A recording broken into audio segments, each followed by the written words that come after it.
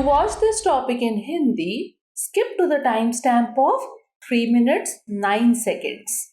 Welcome to Legal Update Program. The topic of discussion is right to bail under PMLA. First of all, let's see why is it in the news. Recently, in the case of Prem Prakash versus Union of India through the Directorate of Enforcement, the Supreme Court held that the bail is the rule and jail is the exception, even in the Prevention of Money Laundering Act, that is PMLA. Background of the case.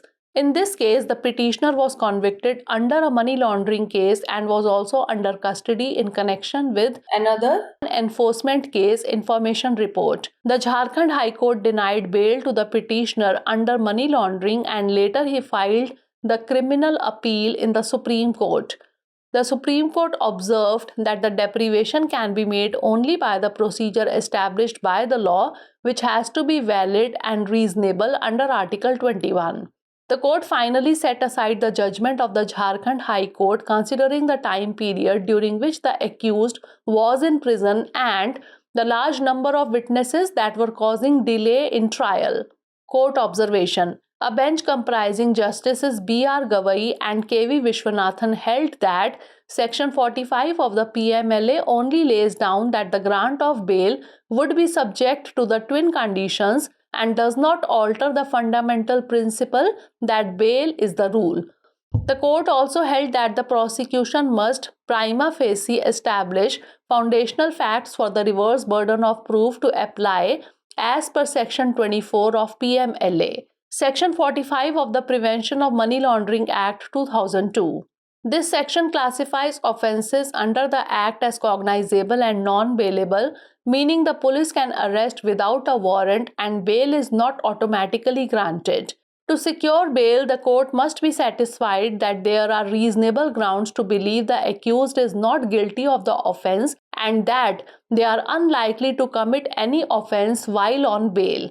Additionally, the court must allow the public prosecutor to oppose the bail application and if opposed, bail can only be granted after considering the prosecution's arguments. Case law. Nikesh Tarachand Shah versus Union of India 2017. This Supreme Court case is crucial as it significantly impacted the interpretation and application of Section 45 of the PMLA, ensuring that the rights of the accused are protected during the judicial process. Now is the time for practice question. What does Section 45 of the Prevention of Money Laundering Act 2002 deal with? Offences to be cognizable and non-bailable, burden of proof, powers of court or investigating officer. Send the answer of this question in the comment section. Thanks for watching. Legal update program में आपका स्वागत है। आज का हमारा चर्चा का विषय है पीएमएलए के तहत जमानत का अधिकार। सबसे पहले जान लेते हैं कि यह चर्चा में क्यों है। हाल ही में प्रेम प्रकाश बनाम भारत संघ प्रवर्तन निदेशालय के माध्यम से मामले में सर्वोच्च न्यायालय ने माना कि जमानत नियम है और जेल अपवाद है, यहाँ तक कि धन शोधन निवारण अधिनियम में भी। मामले की पृष्ठभूमि जान लेते हैं। इस मामले में याचिकाकर्ता को मनी लॉन्ड्रिंग के एक मामले में दोषी ठहराया गया था और वह अन्य प्रवर्तन मामला सूचना रिपोर्ट के सिलसिले में हिरासत में भी था।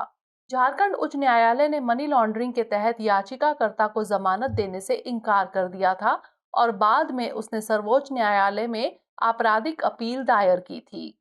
सर्वोच्च न्यायालय ने कहा कि वंचित करना केवल विधि द्वारा स्थापित प्रक्रिया द्वारा ही किया जा सकता है, जो अनुच्छेद 21 के अंतर्गत वैध और युक्ति संगत होनी चाहिए। अदालत ने अंततः झारखंड उच्च न्यायालय के फैसले को रद्द कर दिया क्योंकि उसने आरोपी के जेल में रहने की अवधि और गवाहों की बड़ी संख्या के कारण मुकदमे में देरी हो रही थी। न्यायालय का अवलोकन। न्यायमूर्ति बी.आर. गवई और न्यायमूर्ति के.वी. विश्वनाथन की पीठ ने कहा कि पीएमएलए की धारा 45 केवल यह निर्धारित करती है कि जमानत प्रदान करना दोहरी शर्तों के अधीन होगा और यह इस मौलिक सिद्धांत को नहीं बदलता है कि जमानत नियम है। अदालत ने यह भी कहा कि अभियोजन पक्ष को पीएमएलए की धारा 24 के अनुसार सबूत के विपरीत दायित्व को लागू करने के लिए प्रथम दृष्टया आधारभूत तथ्य स्थापित करने होंगे।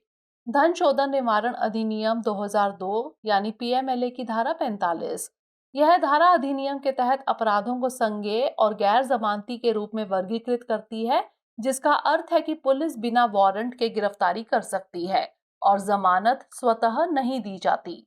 जमानत प्राप्त करने के लिए न्यायालय को इस बात से संतुष्ट होना चाहिए कि यह मानने के लिए उचित आधार मौजूद है कि अभियुक्त अपराध का दोषी नहीं है और जमानत पर रहते हुए उसके द्वारा कोई अपराध करने की संभावना नहीं है। इसके अतिरिक्त न्यायालय को सरकारी वकील को जमानत आवेदन का विरोध करने की अनुमति देनी चाहिए और यदि विरोध किया जाता है तो अभियोजन पक्ष के तर्कों पर विचार करने के बाद ही जमानत दी जा सकती है। संबंधित केस निकेश ताराचंद शाह बनाम भारत संघ 2017।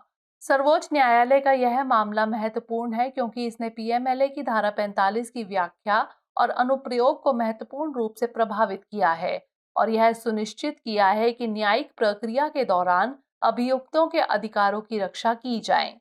आइए नोट कर लेते हैं अभ्यास प्रश्न। धन शोधन निवारण अधिनियम 2002 की धारा 45 किससे संबंधित है? अपराध संज्ञेय और गैर जमानती होंगे, सबूत का दायित्व, न्यायालय की शक्तियां या फिर जांच अधिकारी। इसका उत्तर हमें कमेंट सेक्शन में जरूर भेजिएगा। धन्यवाद।